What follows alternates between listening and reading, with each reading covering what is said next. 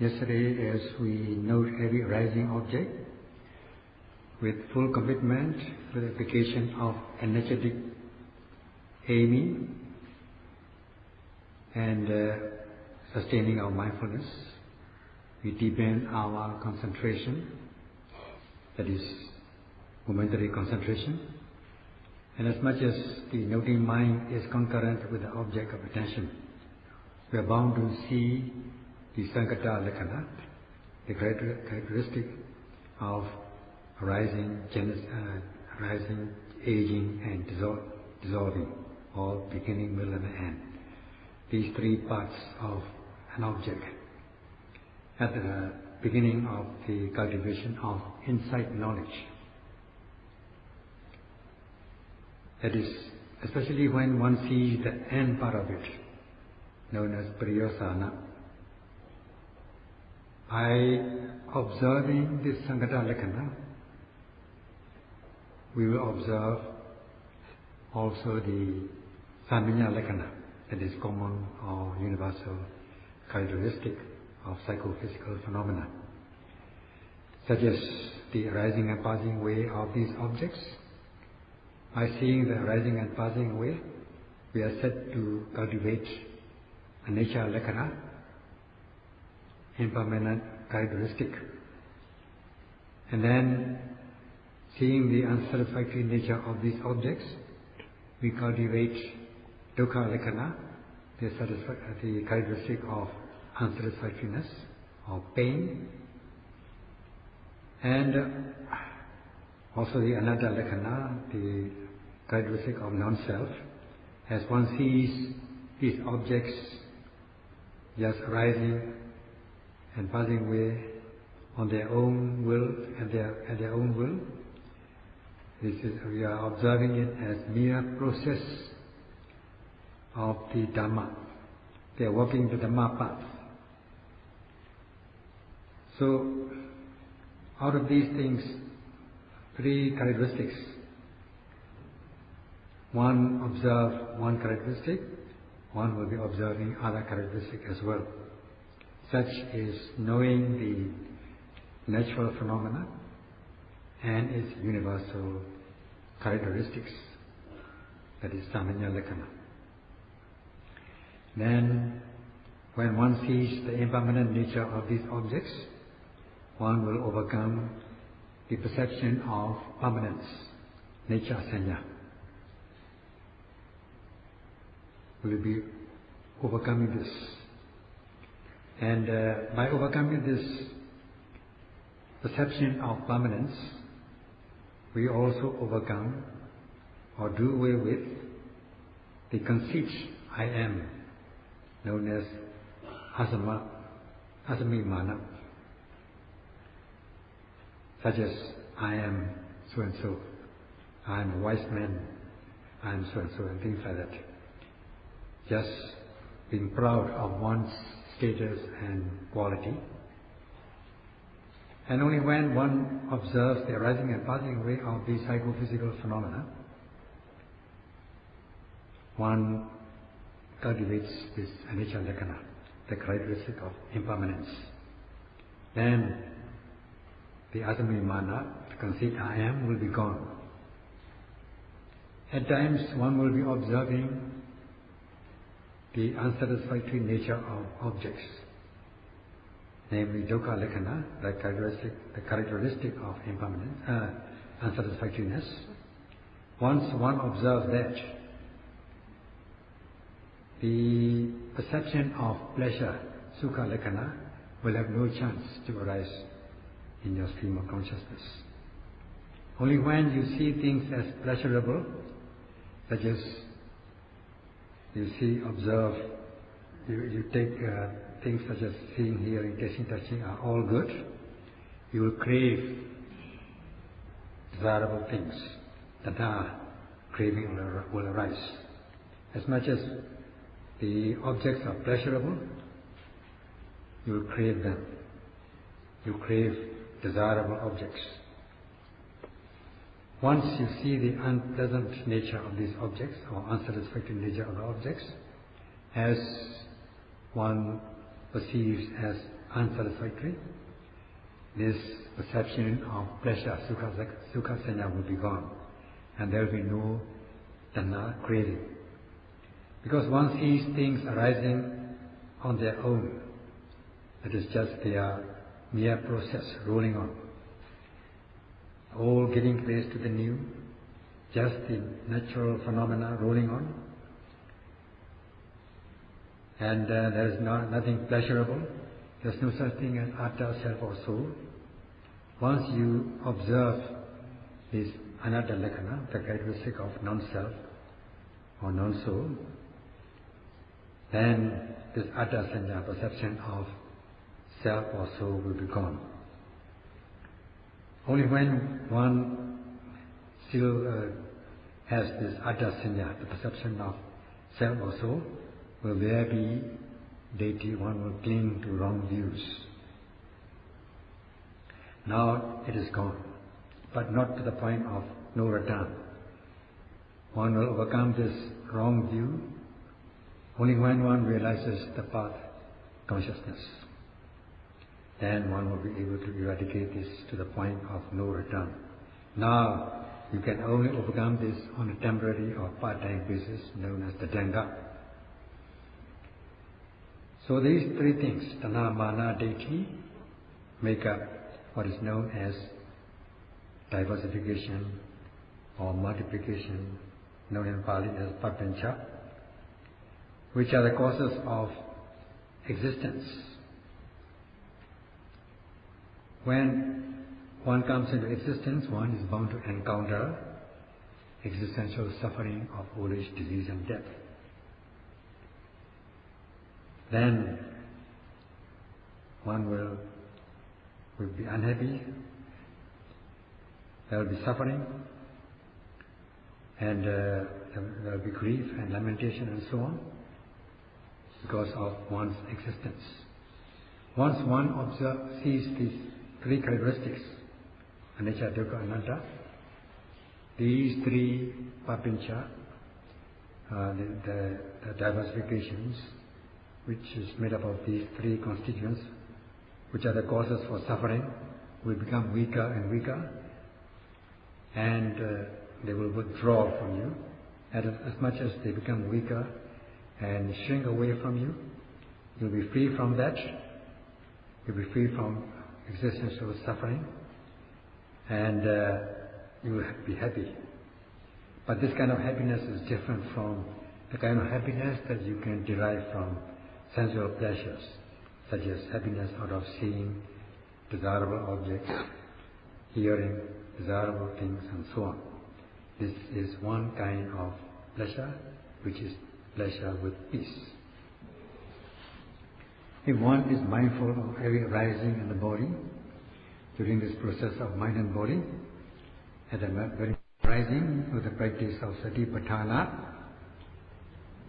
then one will not be able to cultivate concentration, deepen this kanika samadhi, momentary concentration. Then one will not be able to cultivate knowledge, that is discriminating knowledge, not knowing the realities, what exists as existing, truth as truth. Then one will know things in the wrong way. Buddha has said that things are impermanent, but you may be taking things as permanent. That is ignorance, not knowing. There are two kinds of not knowing: simple unknowing and knowing wrongly. You may not know things as impermanent. Not only that, you are not knowing them as impermanent, but you may be taking as permanent. That is opposite way, knowing in an opposite way. Such is the unknowing or ignorance in two ways. Not knowing things as impermanent, the simple unknowing, is known as apatipatti avijja, simple unknowing. And the opposite of that is not knowing, knowing in the wrong way, that is taking things as permanent, is Miccha Pratipatti Avijja. That is wrong understanding or misunderstanding. In this way, one will be overcome by these two kinds of ignorance. These two kinds of ignorance will go side by side. Then your mind is said to be on the wrong track. It's deviating from the correct track. You are not practicing Adasmapaniti, not cultivating yourself or your mind in the right way. You will be afflicted by these afflictive emotions such as mana, pride and conceit. You will be agitated by this mental state because your mind is not normal. Now, with the practice of meditation, you see things as impermanent, knowing impermanent as impermanent. You are knowing the truth. Once you know the truth, there will be no wrong knowing.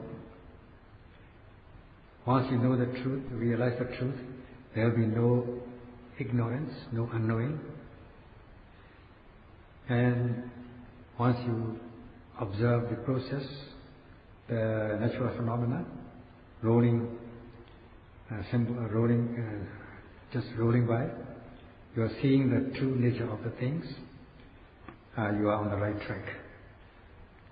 Just as a saying, when light comes, the darkness goes. Because you see things correctly, you become very clear of things. Your mind becomes very clear. You see things in a true way.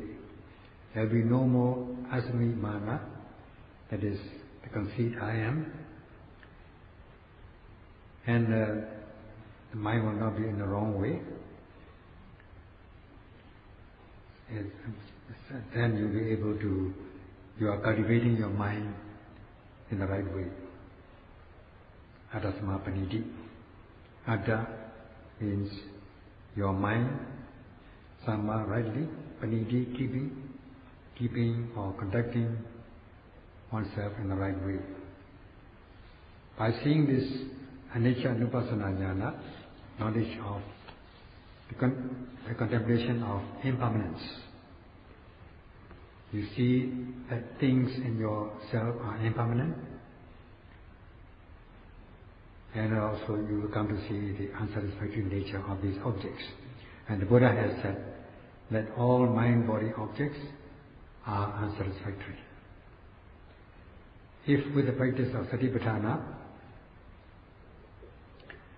if you do not observe the unsatisfactory nature of these objects which arise and pass away, then you will be holding on the view of satisfactoriness, of pleasurable pleasantness, and as much as you hold such views, you crave desirable things.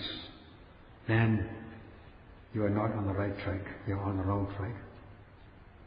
Because then there will be only Miccha Pratipatti, not Sammapaniti. Instead of rightly conducting in the right way, you will be conducting in the wrong way. Now, you know with the practice of meditation, noting every arising object in the body, you see things as unsatisfactory, seeing this sankhara dukkha, the suffering of formations, especially at the higher insight knowledge, it becomes obvious. And as you observe this suffering of formations, sankhara dukkha, there will be no more avijja, no more ignorance, there will be no more Miccha Pratipatti avijja or Apatipatti avijja, simple unknowing or wrongly knowing. Because you are clear about things, you see the impermanent, the unsatisfied nature of these objects, so that the craving will not have a chance to arise in the stream of consciousness. In this way, you are said to be molding your mind in the right way. You are shaping your mind. Such is the practice of Adasmapaniti. conducting one's mind in the right way. If on the other hand you are not seeing the mere process rolling by, your mind will not be on the right track. Instead, you will be on the wrong track, and you'll be thinking as though there is such a thing as a living entity in yourself. So every time you note, you observe objects, the old objects giving place to the new, and then there's no such thing as pleasurable things. There's no such thing as pleasurable self or soul. It's just mere process rolling on, and you will no more hold wrong views, deity. There will be no view of atta, self or soul. So that you'll be free of these two kinds of ignorance. And then you will not hold the view of satisfactoriness, of pleasure. In this way you are straightening your mind, keeping the mind on the right track. Such is atta samapatti, conducting oneself in the right way.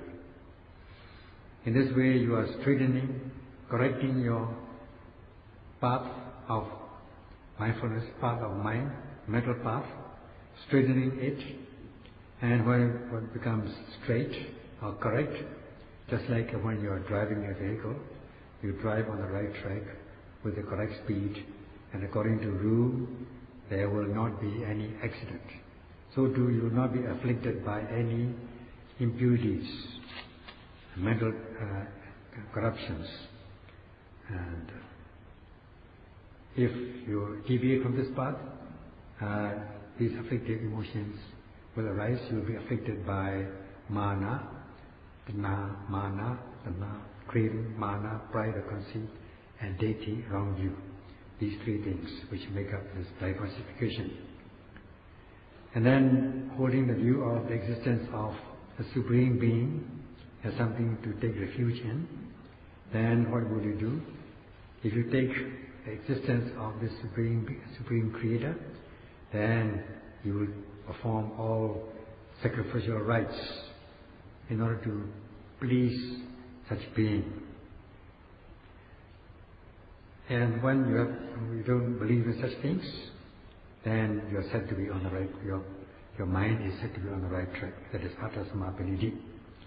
In this way, you are straightening, keeping the mind on the right track with the practice of satipatthana, which is the most effective method and most simplest method to cultivate one's mind. Only when you see samanya lakkhana, that is common or universal characteristic, you will cultivate knowledge. And as regards the samanya lakkhana, universal or common characteristic, it is made up of three things, three characteristics again, such as anicca lakkhana, the characteristic of arising and passing away of objects. The second one is dukkha lakkhana, the characteristic of unsatisfactoriness. And thirdly, anatta lakkhana, the characteristic of non-self, non-soul, characteristic of mere process. And they are not to be taken as sabhavas or the intrinsic natures, but are the characteristic, the qualities of this natural phenomena, sabhava. They are common to all mind-body objects, hence the name, common or universal characteristic, samanya lakkhana.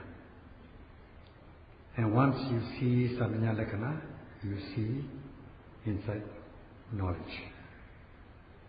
That is the three characteristics of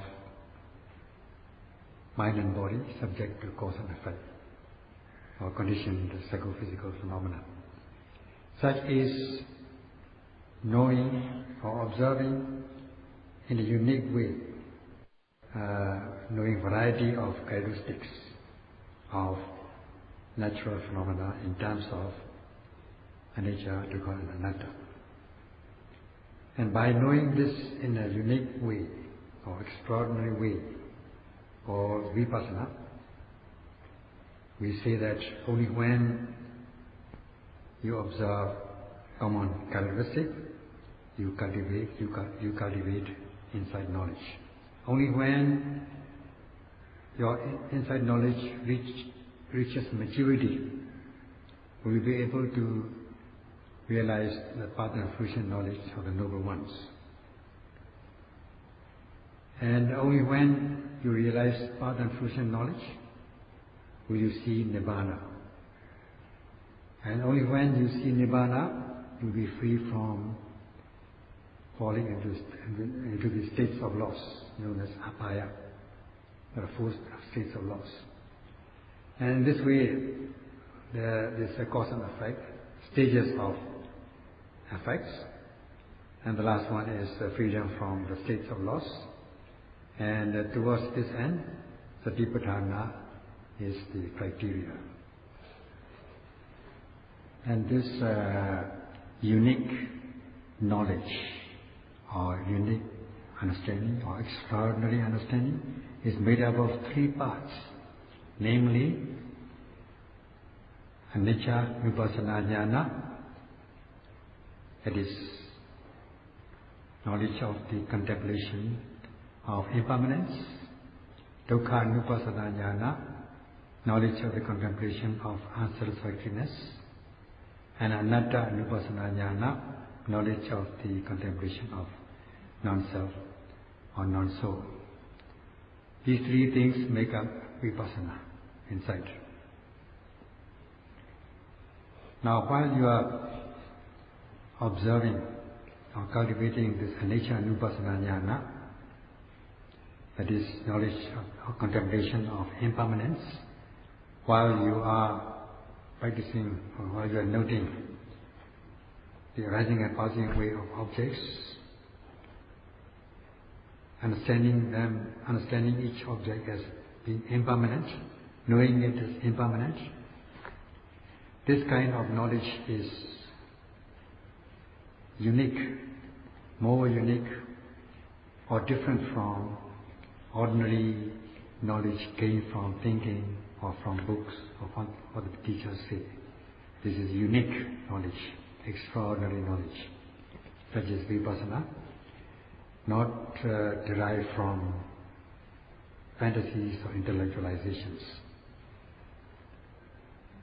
So in this way, one should understand what the insight knowledge is. Some would consider insight knowledge which one can gain through intellectualization.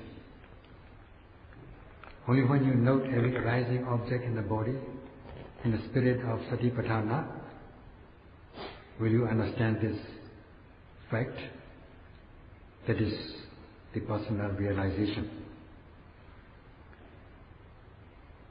And the observing this as impermanent. Now, to explain this anicca vipassana jnana, contemplation of impermanence, from the literary point of view, in the literatures are given the three kinds of anicca vipassana jnana, such as anicca Dhamma, that's one thing, and anicca Lakkhana, that is another thing, and anicca vipassana, that is the third thing. Now, as regards anicca Dhamma, just impermanent thing. This is conditioned psychophysical phenomena existing in the body. Such is anicca Dhamma. You may call it impermanent thing or just impermanence. Because they arise and they are not stationary, they pass away, they are impermanent, hence they are known as anicca Dhamma, impermanent thing or just impermanence.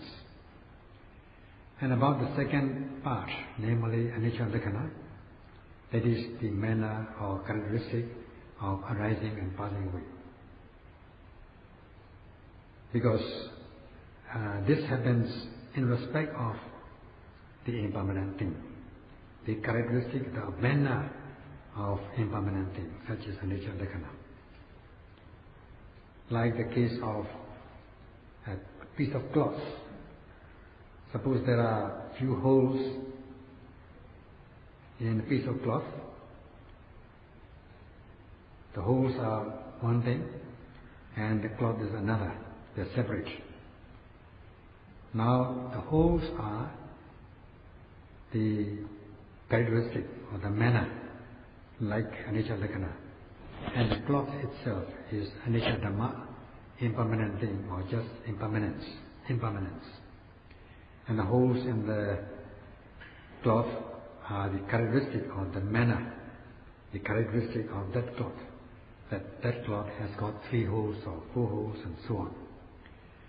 Such is anicca lakkhana, the characteristic or the manner of impermanence.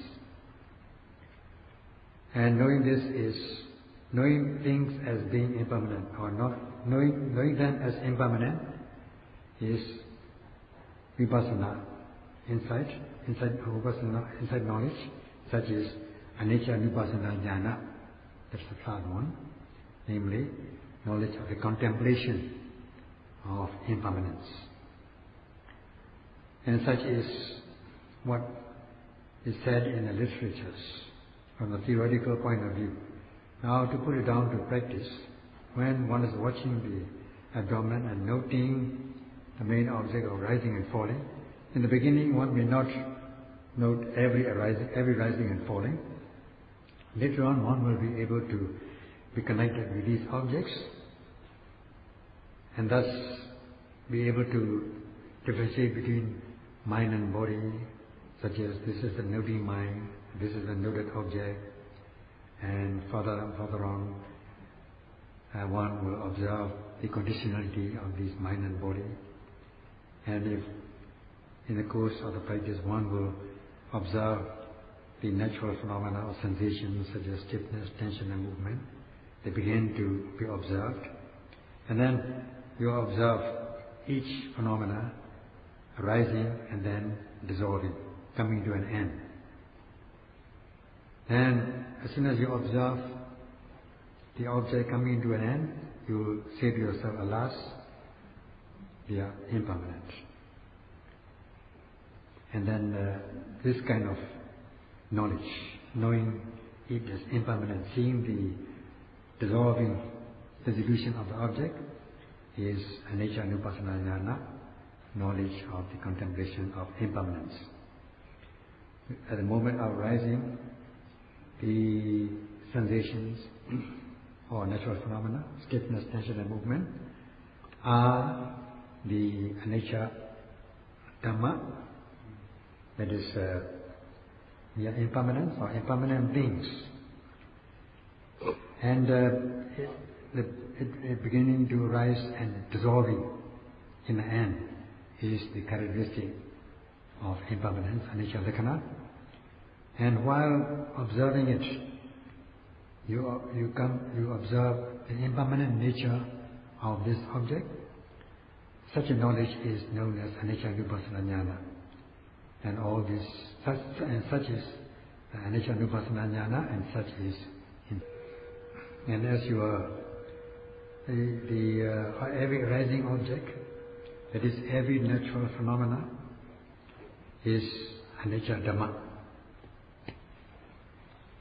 Such as all these elements or natural phenomena, such as hardness, softness, solidity, cohesion, heat, cold, lightness, and so on.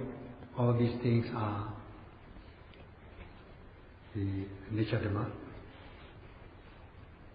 And when in the case of mentalities, seeing, hearing, tasting, touching, and all these sensations, the base element, striker element, ignition element, are also anicca dhamma. Whenever you're seeing, or hearing, or tasting, touching, and so on. So whatever arises in the body. They arise and pass away. They are not permanent. Therefore they are anicca, impermanent. They are not permanent. They are not nature. Hence they are anicca, impermanent. The Buddha has said this, that everything is subject to anicca, dukkha and anatta, the three characteristics: impermanent, unsatisfactoriness and selfless. Such is the common characteristics, samanya lakkhana. And during the practice of meditation, you are bound to see things arising and passing away. By seeing arising and passing away of this phenomena, you are cultivating insight knowledge. That is the knowledge of the contemplation of impermanence. And if you divide this insight knowledge into three, you can divide this insight knowledge into three, namely anicca, dukkha and anatta, impermanent, unsatisfactoriness and selfless or soulless. Such a knowledge is knowing a unique knowledge, an extraordinary knowledge. And the Buddha has said that once you see anicca Dhamma, that is impermanent thing, you will see dukkha Dhamma, that is unsatisfactory thing or unsatisfactoriness, and dukkha anatta Dhamma, the non-self nature or no soul nature. Like a person with three names. Just one person, but he or she has three names. And in one place he or she may be known by one name, in another place another name, and so on.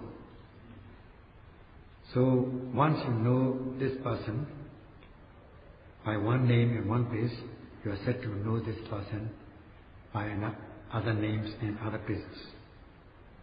So do with this anicca, dukkha, anatta. Once you, this nature lakkhana, the characteristic of impermanence. Now there are two kinds of impermanence. That is the fake impermanence, the imitation or fake impermanence, or the genuine impermanence. For instance, when a person dies, or the tree falls down, or the glass breaks, then this is impermanent, fragile, anicca. Such kind of anicca is not the real one. Only when you know every rising object in the body and observe things arising and passing away, seeing the anicca Dhamma, impermanent thing, and seeing its characteristic of arising and passing away, such is the genuine anicca, the real anicca.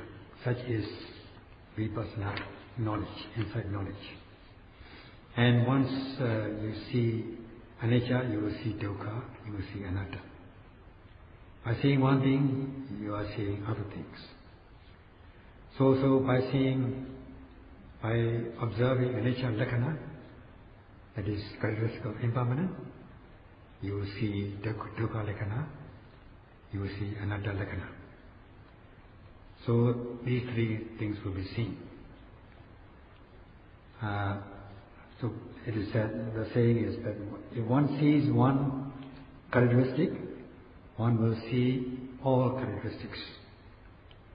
And once you know this, once you know anicca, you will know dukkha and anatta automatically.